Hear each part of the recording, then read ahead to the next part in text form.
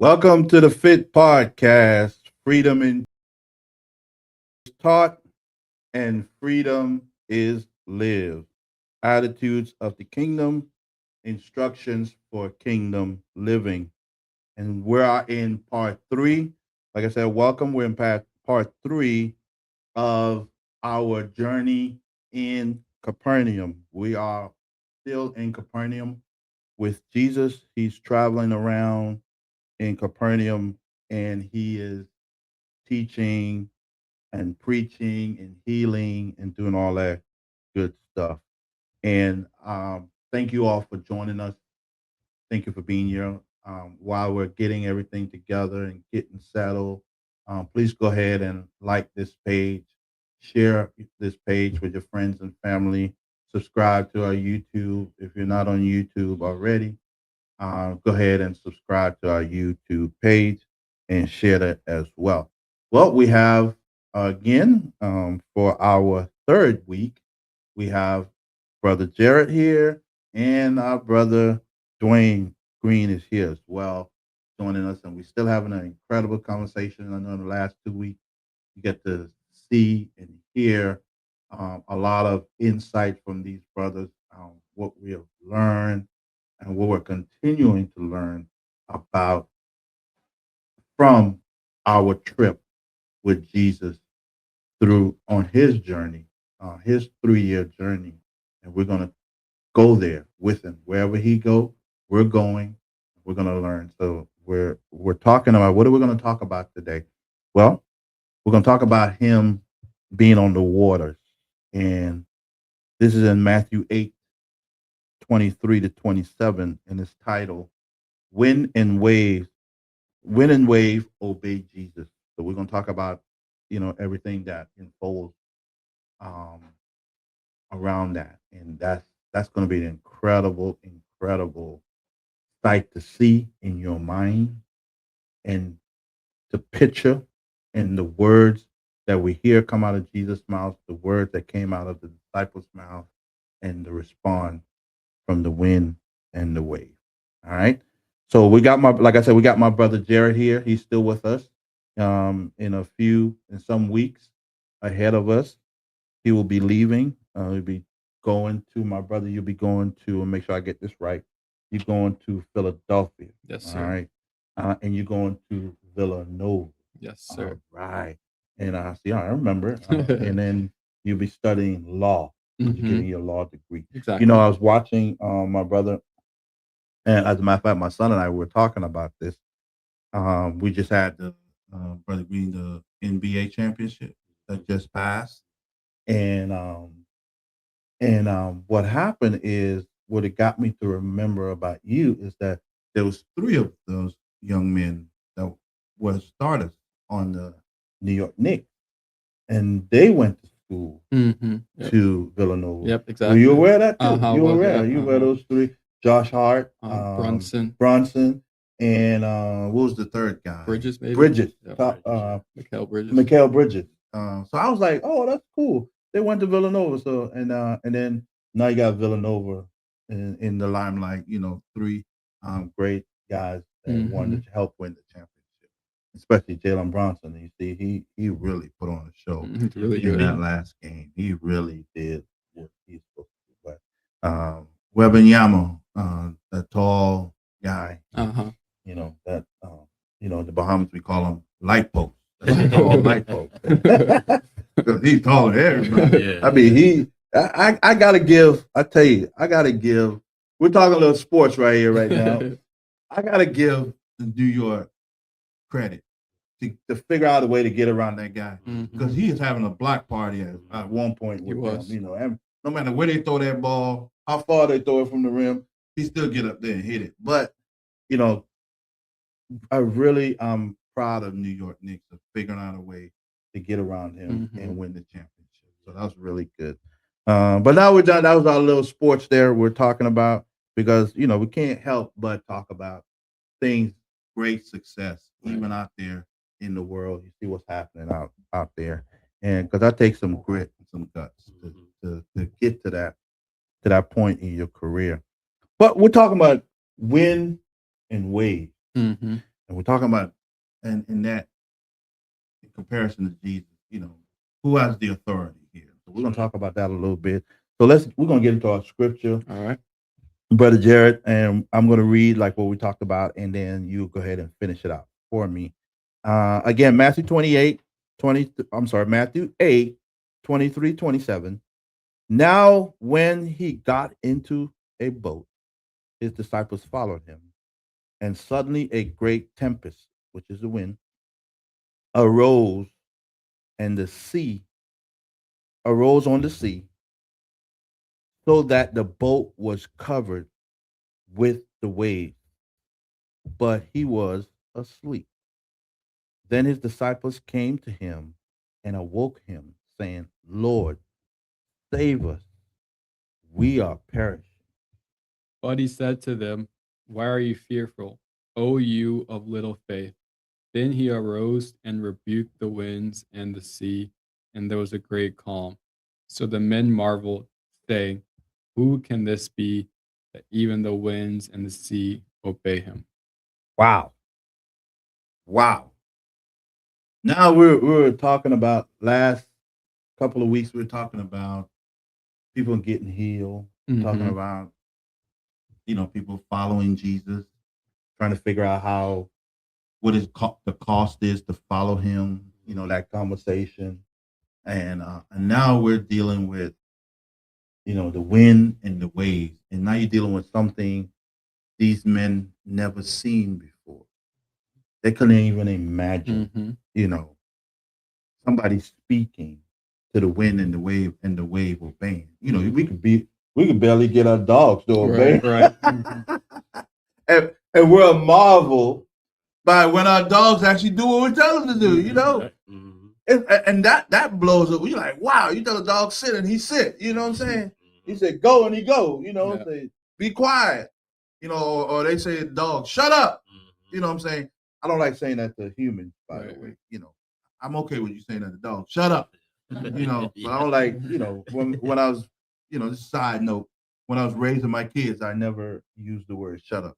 I told them to be quiet, because I believe that, if you're going to say shut up, it talk to animals. Right. But never human beings. I always tell my kids, be quiet. Sometimes I had to elevate my voice, tell them to be quiet, but I never changed from being quiet to shut up, because I felt like it had too much of a negative condensate, on it. You know what I'm saying? It's like it's too painful when they receive that. So, but that was my little side note on that. You know what I'm saying? But I want your thoughts on, what do you think? I mean, how does this respond to you when you see the situation? First, you see the situation that they're in, and then on top of that, Jesus is asleep in the situation. What are your thoughts on that? Well, I find this to be very logically fitting, because we were just talking about in the last episode, counting the cost. Okay. And we talked about counting the cost. So now you have these disciples that follow Jesus. They get on this boat with Jesus. They're following him where he goes. Yeah. And then it starts to get a bit stormy. The waves start, and the wind start hitting the ship. And now the disciples are all worried. They're going waking Jesus up, asking for his help. But that's just, it shows what Jesus was talking about when he said, counting the cost. You're going to experience some of these waves. Yeah. Some of these turbulent, storms. But I can only imagine. I mean, I like the water, but I don't like to be, in the ocean. Exactly. And so I can only imagine being on this boat, and some of these waves can get really, really big. And, they weren't in a big boat. They weren't in a yacht or anything. They were, in a smaller sized boat. And so I could only imagine how scary it could be. But at the same time, it can be scary, but you have to know who's in that boat with you. Certain things, it could be, if you're fighting a bully, for example, that could be scary, but if your big brother's there, okay, he's got me. And I think similar thing with disciples here. Yes, it's scary, but, Jesus is saying, I'm in the boat with you. You've seen me do all these other things. Yeah. Why are you so scared? And I think that we go through similar things in our lives. Jesus will help us out. God will help us out in previous situations. And we thank him. We bless him for it. And then another situation comes up, and we're back to God, what's going on? What's going on? Help me, help me, help me. Right. So it's easy to have that short-term memory, Okay. but just try to remember, God's got you out of things before. Jesus is with you at all times, and just taking that with you. Yes, sir. Yes, sir. What do you think, my brother? I think as humans, sometimes, excuse me, that sometimes we let emotions affect how we navigate in life, knowing that we have Jesus as our back, as our foundation, our support. But sometimes that emotion to have you thinking like questioning sometimes, but we know we don't have to question. So that's one thing I try to like. No matter what's going on, just remember that Jesus is in charge. And, He created everything, so He's over everything. So. Wow. That's so true. Thank you guys. I think about when I think about the ocean and think about the water.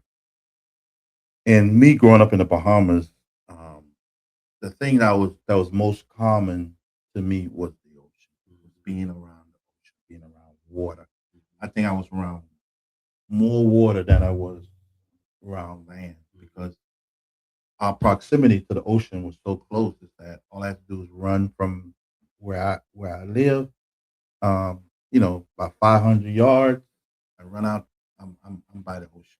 That's how close we live near the ocean, near the beach and everything. So nowadays, I didn't understand as a young child. I didn't appreciate the value of living near the beach. How much money people spend to live near the beach, and I did that, and that was free.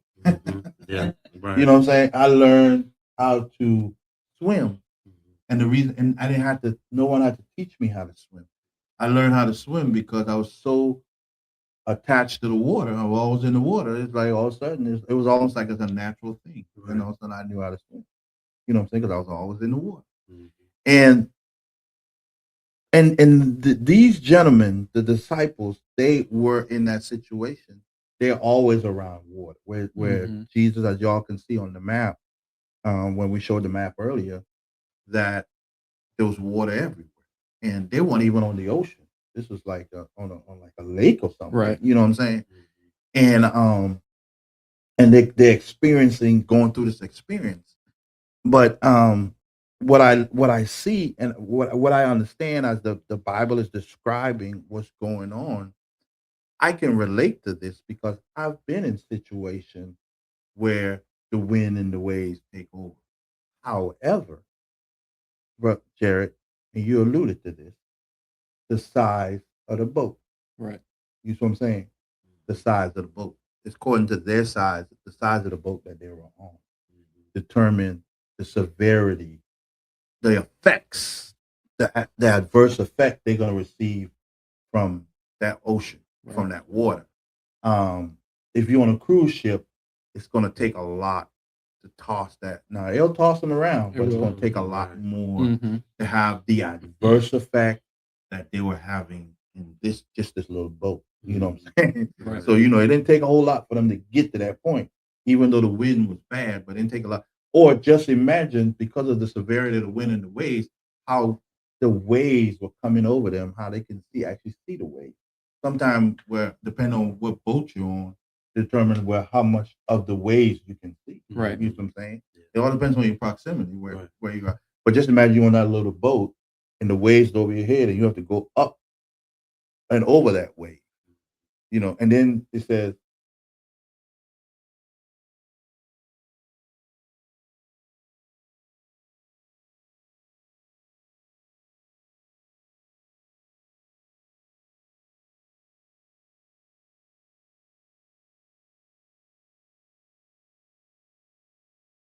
what was Jesus doing during this time? He was sleeping. I'm pretty sure it didn't happen that. Right. You know what I'm saying? It took some time for them because sometimes maybe their pride started to sit in a little bit. You know what I'm saying? Yeah. Oh, no, we got it. Yeah, come on, Peter. Hold on to it. You know what I'm saying? Grab that oar and start rowing. You know what I'm saying? Come on, it's your turn. Then all of a sudden, maybe they went through 12 of them and they realized, man, we can't do this no more.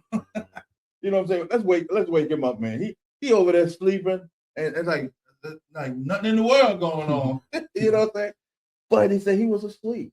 And then just imagine them after going through all that toiling and spinning with this boat, being tossed, probably throwing up, going through seasick and all stuff, headache, dehydration, because can you imagine, you can't get a bottle of water or a cup of water. They ain't had bottles back then. Mhm. They had jugs. You can imagine you need to get a jug. You trying to find it. It's floating around in the water. Right. You know what I'm saying? So it is all the water they have to bail out. Obviously, ain't nothing got to Jesus, because Jesus, he would have felt the water coming on. You know what I'm saying? Or maybe he did. It just didn't bother him. You know what I'm saying?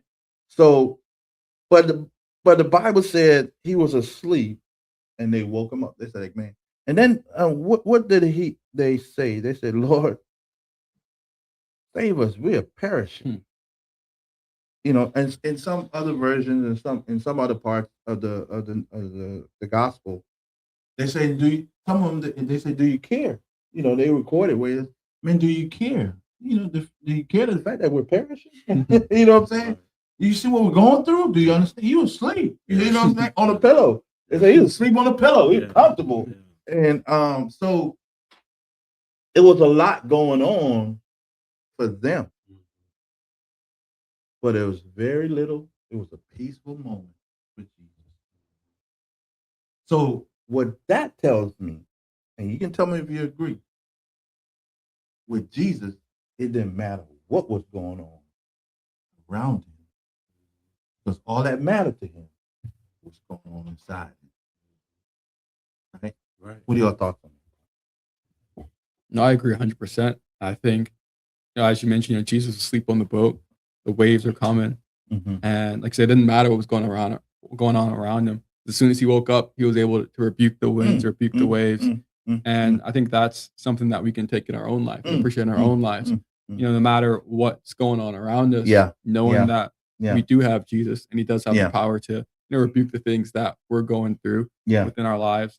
And obviously, it's easier said than done. I mean, it's a hard thing, but just not having that short-term memory, remembering what God has done and Jesus has done for us in the past. And so we can be hard on these disciples because they saw these miracles, but at the same time, we often fall into this same trap. It's an easy one to fall into. But just be mindful of it. Try not to fall back into it. What do you think, my brother? Just thinking about what you were saying earlier about learning how to swim, took back to a story when I was a kid growing up, and I went to upstate New York. Had camp counselors, and they asked us, y'all know how to swim? And a couple was like, nah, because we're standing on the water. They said, well, come on, we'll take you on the boat. We take you out there. A couple counselors, they take us out to the middle of the water. And all of a sudden, they start throwing kids in the water. Oh, my goodness. So I'm probably maybe 4 kids back. I'm like the 4th kid back. They take the first kid, they throw him in the water. And they take the second kid, and he's struggling, and they throw him in the water. And they get to the 3rd kid, and he throw him away. So when they struggling with him, I made up my mind. I'm like, I'm getting out of this boat. So I jump out the boat, and I don't know how to swim. And I'm just pedaling. And I pedaled so hard to where finally when I hit the dirt back to where off that pond, that lake we was on, I was still, my arms still struggling. But it made me think about, like you said, I didn't know how to swim. Wow. But, fight or flight, huh? That's what it was. But like I said, for some of those kids, like I said, for me, I was like, hold on. I'm like, the first kid gets on, like, what's going on? What are you doing? Because we too far out here, playing around, but I said, like Jared said, it's like I said, it's something are big to you, but like I said, you don't have to worry about it, what I'm saying? Because it's not a big thing to Jesus, you know what I'm saying? So ever since then, like I said, I trust God, you know what I'm saying? Like I said, I've always. So let me ask you a question. I mean, cut you off. You know how to swim now? Oh yeah, I'm great to swim. I said, that's how I learn how to swim. Like that's how you learn how to swim. I go out in the ocean right now and swim. I go out there, dude, and people are like, what are you doing? Hey, that's how. You'll never forget that experience. I'll never forget. Yeah. Wow. Never forget. And how old were you, if you don't mind me asking? I was maybe like 7, 8 years old, maybe. Ain't that amazing? So it's like a 7-year-old experience changed your life. Yeah. For the rest of your life. Because they say, hey, let's go out in the water. Yeah. And a 7-year-old can't compute that the fact that they're actually gonna throw me off this boat if they're gonna teach me how to. Right. Yeah. I'm like, why you have to take me out of the ocean, out in the deep, to teach me how to swim? You know what I'm saying? Yeah. And you're like, whoa, they actually throwing people off. Right. That's a lot for a 7-year-old It is. to handle. Yeah. But it was designed to save your life, Right. not to harm you, because they want to let you drown. Right. But they knew if they put you in an adverse situation, you're gonna figure out something. That's it. I think that's so important. And I think too, if you hadn't have jumped out of that water, if you had stayed on the boat, who knows if you will be able to swim now. Right. So a lot of times I think it's about you actually jumped out of yourself. You're like, okay, they throw people over, I'm gonna jump out myself. Yeah. But I think a lot of times it's about taking that first step and allowing God to help you through it. But sometimes you get so scared and God's like, I want you to know how to swim, but you're not jumping in that water, so I can't teach you how to swim. So just taking that first step, experience. It's powerful. That's powerful. That's a funny story, though. That's powerful. Yeah. It's funny. It's funny. It's funny now. At the time, but I know it wasn't funny. I was like, what's going on? Because they had just asked us to swim. Why would you start throwing people out? You can't swim. I'm like, and you jump out on your own. I jumped out like I'm out of here. Wow. And you swim back to shore. I swam back to shore. I mean, I kept paddling until I hit the dirt and I was still, I didn't see what was around, but I just, like I said. Oh my God. Not even know. I'm trusting God get me back. That's right. You know? That's right. That's right. Wow, man. And you think about this situation. We're just having fun here on our podcast, guys. You never know what you're going to encounter in life, but this was one of those situations. These guys didn't know that they was going to encounter a wave, a storm, and they didn't know how to handle it. They didn't know. They seen Jesus heal. They seen Jesus do quite a bit up to this point, but what they knew was put to the test. And what was Jesus' response to them when they woke him up? He says, "Why are you fearful? Why are you afraid? You afraid of the wind and the wave? And you hanging out with me? Do y'all know who I am? And you scared of the wind and the wave? Do y'all know who I am?" Obviously, they were tested on knowing who Jesus really is. Right. You see what I'm saying? Yeah. And that's some of the things that we go through in life. People don't know who Jesus really is and what he's really about until they put the test. That's right. You know what I'm saying? Because you got a headache, then they find out that you not only have a headache, but you have a tumor. You see what I'm saying? Right. You got a tumor, and it's not benign. It's cancerous. And then 6 months later, you let others know about it, and you pray about it, and people are praying for you and fasting for you and stuff like that. And then you get a report, and the doctor says there's no tumor. You think your conviction when it comes to knowing who Jesus is a lot greater than the Jesus that you knew before, because you like, man, I had a tumor. The doctor said it was cancer, and the doctor said, well, possibility I could die from it, but yet I'm a living testimony, telling people about this. That's another level in life when it comes to you and Jesus, because it's even, and I know you can testify. The 20 years ago, actually 15 years ago, 14, 15 years ago, the Jesus I knew 15 years ago and the Jesus I knew today is different. Right. It's not that Jesus has changed. It's what I know about him has increased.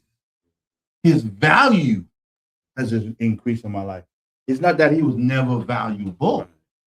It's just, to me, what I understand is more, I realize he's more than what I think he is.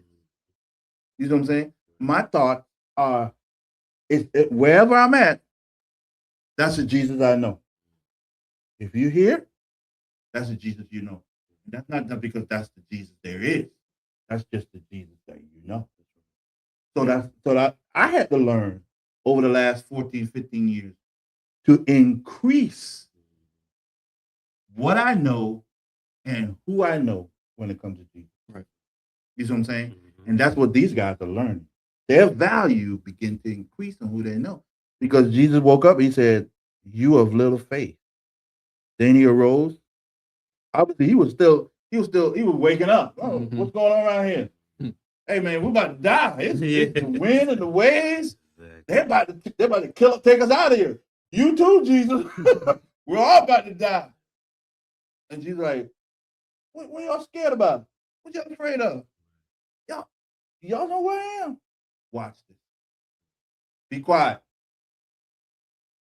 And he got calm. And these guys are going. They said they marvel. Mhm. They're going, what? Did this guy just talk to the wind and the wave? And they listen? Now, you hear in the Bible, God talked to the fish and said, go get Jonah. Get Jonah. At least it's an animal or mammal or whatever it is. At least it's a moving, something that breathes and something that, it seems like it's fleshy or something. But the wind, you can't see. Mm-mm. You can't touch it. The wave, you can put your hand and then all you can get is a little bit of it, and it falls out of your hand. Mm-hmm. So it's not even solid enough that you can actually hold on to it. Right. So how can you get something like that to obey you? You don't have any ears. You don't have any mouth. Nope. But yet it obeys. So that's some power. It is. That's some power. And that's the same Jesus that we're talking about today. And he's doing those same things in our lives today. Mm-hmm. Yep. That's amazing. What do you guys to close as we close? What are your thoughts? I think you said it really aptly, and we have to learn more and more about Jesus. The more we learn more about him, the more we realize who he is compared to our problems. Yeah. And so the more you realize and learn about Jesus, you realize your problems are nothing to him. Not right. Wow. And that's why, as we stress on all these episodes, you have to read. We'll teach you stuff and we say stuff, but you have to read Bible for yourself and have that own relationship, because you need that relationship to know who Jesus is and who he is in your life. If you don't have that, when these waves come, you don't know who's really behind you that can help you out. Yeah. Wow. Yes, sir. What do you think? It's just like you said, that these hours in our life, but the more we get to know him, it changes. So that's the thing. It's gonna grow as we grow a relationship with him. Right. So therefore, that's the power. His power is his power. Yeah. And nothing's gonna separate us from his love. Right. You know what I'm saying? Because he chose us. Yeah. We are the chosen people. That's right. What I'm saying? So therefore, that's the thing that we can take from it, that no matter what's going on, his power is his power, and he loves us. Yeah. Y'all hear it. I'm telling you, is what you know about Jesus. How much you know about him is going to determine how effective he's going to be in your life. Jesus is all powerful. Yes, he is. There's no one that's greater than Jesus Christ on this earth, in heaven, or anywhere in the universe. Yeah. But just because he's great doesn't mean he is great in your life. In order for him to be great in your life, you have to bring him. You have to unite him in your life. You have to see him great in your life. Because it's one thing you can see Jesus' greatness in other people's lives, but you have to see it in your own life too. It's one thing to see Jesus doing things for other people, but you can see Jesus doing it in your life as well, no matter how difficult it may be. I know Brother Jared and I, when we did a podcast, where we were bold enough and says Jesus can heal anxiety and stuff. Right. We still believe that. We still believe anxiety, depression, sickness, cancer, whatever it is. We believe, us right here, and the person behind this camera, believe that Jesus can actually heal you. And you don't necessarily have to die to be healed and go to heaven to be healed, which that happens. In cases that happen. But we believe both sides. We believe that you can actually be healed from cancer and from diseases or whatever the case may be, a tumor, whatever the case may be, and you can actually still live a long life here on earth until the Lord ready to take you. But that don't necessarily, you don't necessarily have to die from it. It's something we believe that because it's what we know, what you know. And remember, God, if you want to know more about him, he'll tell you. If you don't want to know more about him, he won't tell you because he won't violate your free will. So always remember, what you know today about Jesus is not his fault, yours. Come back next week and get on this journey with us as we continue to walk with Jesus and learn from Jesus and experience what Jesus experienced, what the disciples are experiencing. From their perspective, we get to see it from Jesus' perspective. This is the Fifth Podcast, Freedom and Truth. See you next week.